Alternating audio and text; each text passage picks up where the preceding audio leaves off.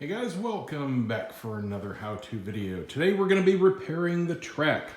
I've got the new part. It's a U-shaped stainless steel rail that is going to sit on top of the slightly damaged track here. It's got little tiny dents from people not cleaning the rollers, and then that dents the rail and just gets worse with time. So now when you open it past a very slow speed, it skips and jumps. So we're gonna get rid of that. All we need is a tube of silicone and a gun, a rubber mallet. If you don't have a mallet, you can use a hammer and a small block of wood. And we are gonna be gluing and tapping the new rail onto the old one. Now, I have the monumental task of removing all three doors, unfortunately, because they have to be removed from the outside in order to clear this inner track. So we do that by using a screwdriver in the bottom holes there and raising the stock rollers all the way up as far as possible, and then starting with this outside door, lifting the whole thing slightly, sliding it out. It will lift up into the top track to clear the bottom. And we'll do each door in sequence. Just set those outside. Then we're gonna clean the track and prep it with some steel wool, and that will help the silicone adhere. First one out, and I'll tell you what, it's a very good thing. There was barely enough clearance to just lift it without retracting the rollers, because the screws, the top here is bad. The bottom screws, and both of them on the first door, are completely rusted out. These actually still have some head left, but this door, gone. If those ever needed to be worked on, they'd have to be drilled out. So got lucky there. I'm now going to try this second panel, and hopefully it comes out without having to adjust it either, because those screws are trouble. That was not a trivial task, and I'm not looking forward to getting these back in. I've got the third one here just clear. No need to completely lift it out. That was the easiest one to move because it has to swing over, and the rollers, even though they're all the way up, it's still a slight interference fit. You have to kind of slide it down and kick one corner and slide it and nudge it. There's just not that much clearance. The doors I did in our old house, they were a different design, much older, kind of with the handle, very thick.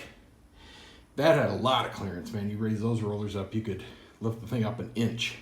These don't make any difference. It's virtually none. Anyway, got this completely cleaned out, swept it, degreased it. If you've got a lot of oil or silicone or anything, you must remove all of that. So now, take the new rail out and just put a small bead of silicone in it. We'll tap it down into place.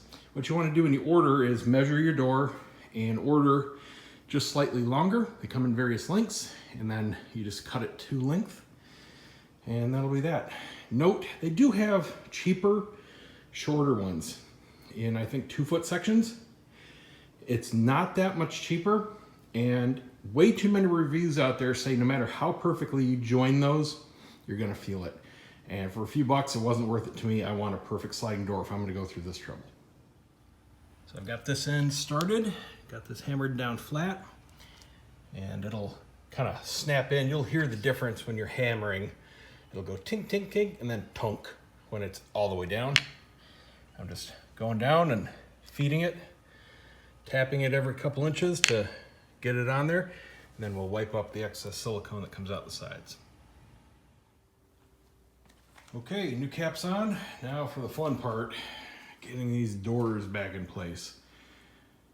I have a feeling this one will probably be the easiest. I'm worried about that second one, man. I mean, it was tight coming off. It's gonna be real fun getting it back on. Okay, I was wrong.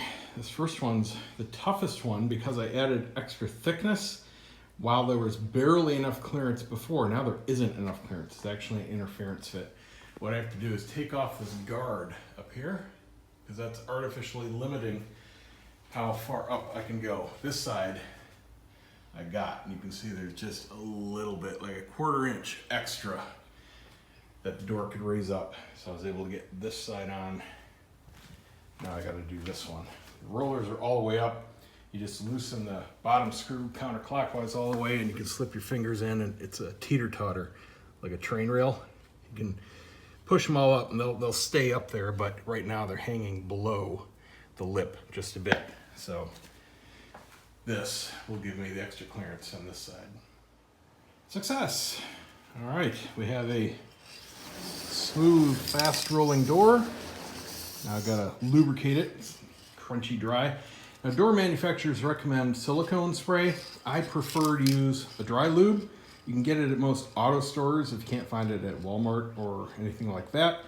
It's also great for locks, and this is primarily what I use it on. But the difference is this does not attract the dust and dirt, whereas any kind of wet lubricant will definitely gum it up. And then when you clean it, you end up with the grease coming off like that. So just give it a light mist all along the track where the door will be sliding, and that's all it needs.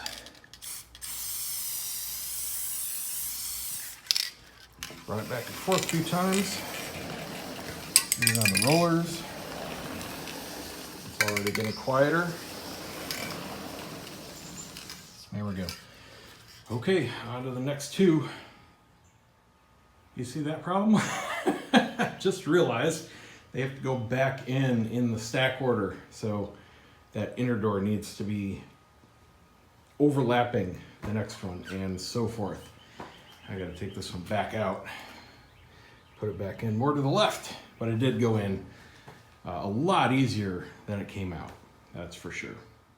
Wow, that was a pain in the ass. That was a lot more work than I thought, but I now have a smooth running door.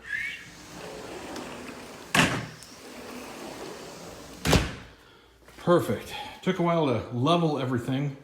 It's harder with more than one moving panel, that's for sure, but got it nice and smooth, and that should be the last repair I ever have to do the door, because we keep it clean. There you go, guys. Hope it helps somebody. See ya.